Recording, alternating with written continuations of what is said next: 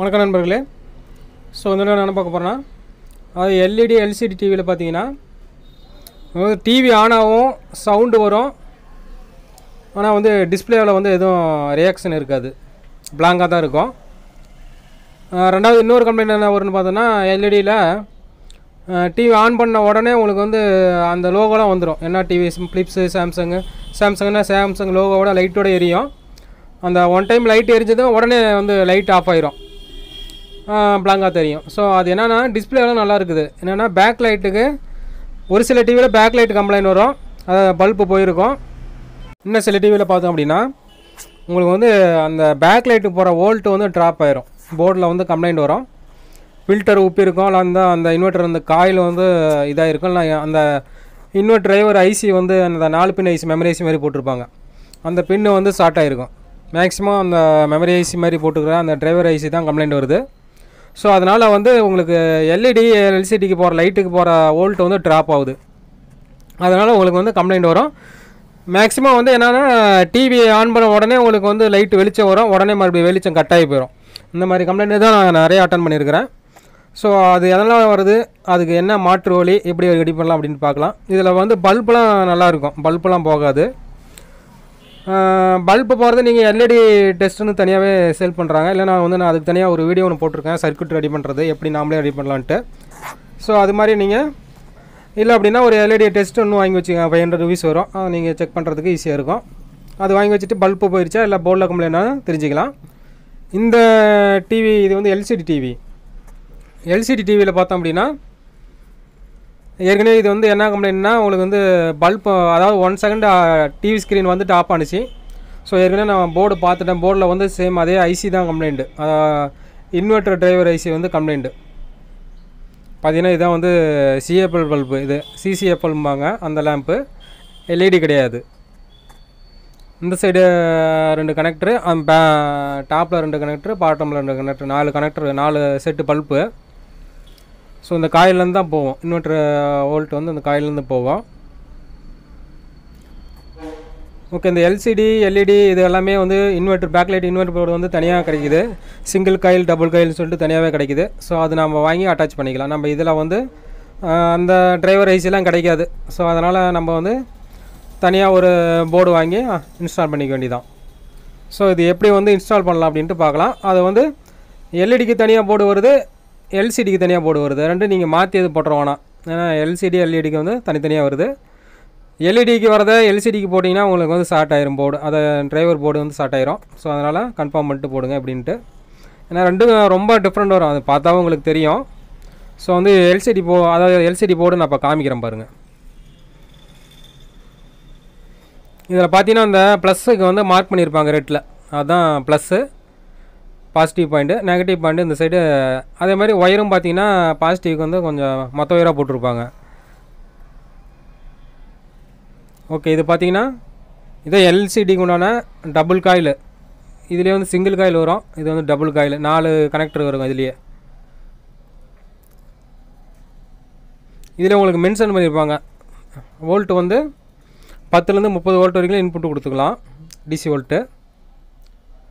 அதுலேயே உங்களுக்கு வந்து இந்த வோல்ட்டு எல்லாம் பேக்லைட் ஆனு, அட்ஜஸ்ட்டு, ஸோ எல்லாமே கொடுத்துருப்பாங்க. கிரவுண்டு 4 ஒயரு தான் நம்ம கொடுக்குற மாதிரி வரும். பார்த்தீங்கன்னா இன்புட் வோல்ட் இங்கே மென்ஷன் பண்ணியிருக்காங்க. 15 to 22 இன்ச் வரைக்கும்னு சொல்லியிருக்காங்க. அது உங்களுக்கு தேவையில்ல, அது நீங்கள் வந்து 32-40 வரைக்குமே இந்த டபுள் காயில் போடலாம். இதில் பார்த்தீங்கன்னா விசிசி, பேக்லைட் ஆனு, அட்ஜஸ்ட்டு, கிரவுண்டு 4 ஒயர் தான் நம்ம இதில் வந்து கொண்டு வந்து ஜாயின் பண்ணுற மாதிரி வரும், கனெக்ட் பண்ணுற மாதிரி வரும். கரெக்டாக அந்த இது வந்து கனெக்ஷன் வந்து கரெக்டாக கொடுத்தாங்க. விசிசி 2 கொடுத்துருப்பாங்க, அந்த 2க்குமே வந்து கன்யூட்டி வரும், ஒன்றும் பிரச்சனை இல்லை, ஒரு பாயிண்டில் கொடுத்தாவே போதும். அதே மாதிரி கிரவுண்டு ஒரு பின்னில் கொடுத்தாவே போதும், 2 பின்லையும் கொடுக்க வேண்டிய அவசியம் இல்லை. வோல்ட்டு விசிசி அண்டு வந்து பேக்லைட் ஆனு, அட்ஜஸ்ட்டு, கிரவுண்டு 4 ஒயர் மட்டும் நம்ம கொடுக்க வேண்டியது வரும். அது வந்து நீங்கள் மதர் போர்டில் மென்ஷன் பண்ணியிருப்பாங்க, அல்ல அப்படின்னா பவர் சப்ளை போர்டில் உங்களுக்கு டிவியில் மென்ஷன் பண்ணியிருப்பாங்க. போர்டில் கண்டிப்பாக வந்து உங்களுக்கு மென்ஷன் பண்ணியிருப்பாங்க. அதில் வந்து 4 ஒயர் நம்ம இதில் கொடுக்க போகிறோம். நான் எப்படி கொடுக்குறதுன்னு பார்த்துடலாம்.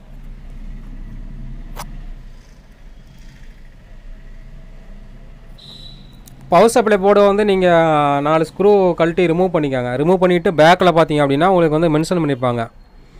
வோல்ட்டு என்ன வோல்ட்டு, 12 வோல்ட்டா 5 வோல்ட்டா எல்லாமே மென்ஷன் பண்ணியிருப்பாங்க.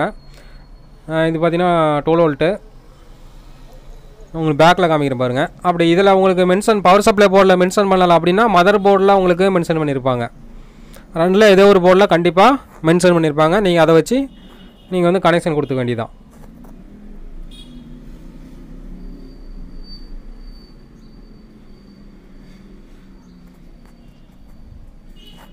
ரெண்டாவது பவர் சப்ளை போர்டு நீங்கள் வந்து டக்குன்னு நீங்கள் வந்து கையை வைக்கக்கூடாது. நீங்கள் அந்த வந்து கெப்பாசிட்டரில் ஸ்டோரேஜ் இருக்கான்னு ஷார்ட் பண்ணி விட்டுட்டு தான் நீங்கள் கையை வைக்கணும். அது கேர்ஃபுல்லாக பார்த்துக்கோங்க.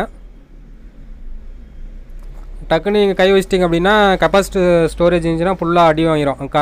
கரண்டை விட நீங்கள் அதிகமாக ஷாக் அடிக்கும். ஸோ அதனால் கேர்ஃபுல்லாக பார்க்கணும். மெயின் கெப்பாசிட்டரை ஒரு திருப்புளி ஏதோ ஒன்று வச்சு ஷார்ட் பண்ணி விட்டு அதுக்கப்புறமா கை வைங்க.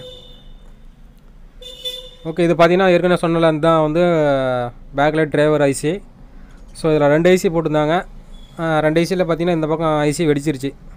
ஒரு ஐசி தான் இருக்குது. ஒரு ஐசி ஃபுல்லாக ஷார்ட் ஆகிடுச்சு. இது வந்து தனியாக கிடைக்காது. பழைய போர்டு ஏதாவது இருந்துச்சு அப்படின்னா கூட நீங்கள் கழட்டி வச்சுக்கலாம், ஒன்றும் பிரச்சனை இல்லை. நீங்கள் அதை ரிஸ்க் எடுத்துகிட்டு வேணாம், இந்த மாதிரி ஒரு போர்டு ஒன்று புதுசாக வாங்கி போட்டுட்டு போகலாம். ஓகே, இந்த கனெக்டரில் இதுதான் மதர் போர்டுக்கு போட கனெக்டரு. இதில் பேக் சைடு திருப்பி பார்த்தீங்கன்னா மென்ஷன் பண்ணியிருப்பாங்க. பேக்லைட் ஆனு, அட்ஜஸ்ட்டு, 12 வோல்ட்டு, கிரவுண்டு 4மே மென்ஷன் பண்ணியிருக்காங்க. 4 ஒயர் எடுத்துகிட்டு கொண்டு போய் நம்ம புதுசாக நம்ம இன்வெர்ட்டர் போர்டில் கரெக்டாக எந்த பாயிண்ட்டோ அது கரெக்டாக கொடுத்துருங்க. மாற்றியது கொடுத்துடாதீங்க. மாற்றியது கொடுத்தீங்கன்னா போர்டு ஷார்ட் ஆகிறதுக்கு வாய்ப்பு இருக்குது. அதனால் கரெக்டாக 1க்கு 2 டைம் கரெக்டாக இது பண்ணி செக் பண்ணிக்காங்க. செக் பண்ணிவிட்டு அப்புறமா ஆன் பண்ணிக்காங்க.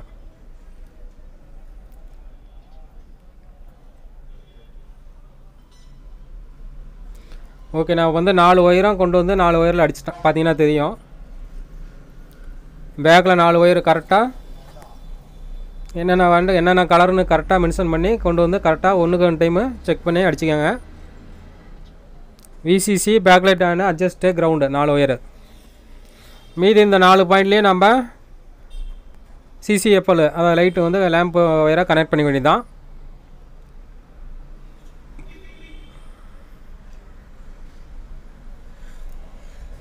அந்த ட்ராக்கு அதாவது பேக்லைட் ஆனு இது அட்ஜஸ்ட் 2க்கும் வர லைனை கட் பண்ணி விட்ருங்க. போர்ட்லேயே நான் கட் பண்ணி விட்டேன், பார்த்தீங்கன்னா தெரியும். ஏன்னா அது கட் பண்ணல அப்படின்னா உங்களுக்கு இந்த லைனில் வந்து போய் மெர்ஜ் ஆகும். ஸோ அதனால் நான் அதுக்கு வரல ட்ராக்கை வந்து நான் கட் பண்ணி விட்டேன். ஒரு கத்தி எடுத்து சுரண்டி விட்டிங்கன்னா வந்து உங்களுக்கு ட்ராக் கட் ஆகிரும். அப்படி ட்ராக்கை கட் பண்ணி விடலாம் உங்களுக்கு கரெக்டாக அட்ஜஸ்ட்டு பேக்லைட் ஆனு அந்த லைட்டு பிரைட்னஸ் எல்லாம் வச்சிங்கன்னா உங்களுக்கு வந்து ஒரே கான்ஸ்டண்ட்டாக எரிஞ்சிட்டு இருக்கும். எதுவுமே இதாகாது, அட்ஜஸ்ட் ஆகாது. ஸோ அதனால் அந்த ட்ராக்கை கட் பண்ணி விட்ருங்க போர்டில், பவர் சப்ளை போர்டு அடியில் நான் காமிச்ச மாதிரி. ஓகே, இது இந்த வச்சாச்சு. இப்போ பார்த்தீங்கன்னா நான் ஒரு எக்ஸ்ட்ரா ஒயர் போட்டு ஒயர் பத்தாதனால அந்த பக்கம் 2 ஒயர் போட்டு கரெக்டாக பாசிட்டிவ் நெகட்டிவ் கொடுத்து நான் வந்து இதிலே கனெக்ட் பண்ணியாச்சு. இந்த போர்டில் பார்த்தீங்கன்னா அவ்வளோதான், ஒர்க் முடிஞ்சு. இந்த சைடு நான் வந்து கிராஸ் பண்ணி ஒயர் எட்டுச்சு, இந்த பக்கம் போட்டாச்சு. அந்த சைடு வந்து இது பண்ணி விட்டேன், எக்ஸ்ட்ரா ஒயர் போட்டாச்சு. போர்டு அடியில் வந்து டபுள் ஸ்டிக்கரு எல்லாம் குளூகன் இருந்தால் வச்சு நல்லா ஒட்டிக்காங்க. அதாவது கீழே வந்து கிரவுண்டோட ஷார்ட் ஆக போகுது, அது கரெக்டாக பிளாஸ்டிக்கில் போடுற மாதிரி மட்டும் ஒட்டிக்கணும். ஓகே, அவ்வளோதான், ஒர்க்கு முடிஞ்சு. ஸோ ஆன் பண்ணி பார்த்துக்கலாம். இதே மெத்தடு தான் நம்ம வந்து எல்இடிக்கும் இதே மெத்தடு தான். இந்த 4 ஒயர் தான் எல்இடிக்கும் வரும். அந்த போர்டு வந்து இன்னொரு காயில் டைப்பில் வரும். அது இன்னொரு வழியில் நான் உங்களுக்கு காமிக்கிறேன்.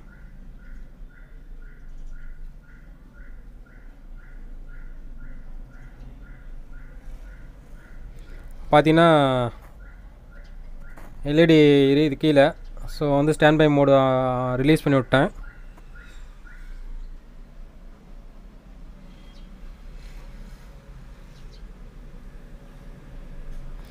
ஓகே, பார்த்தோம்னா ஃப்ளிப்ஸ்னு வந்துடுச்சு.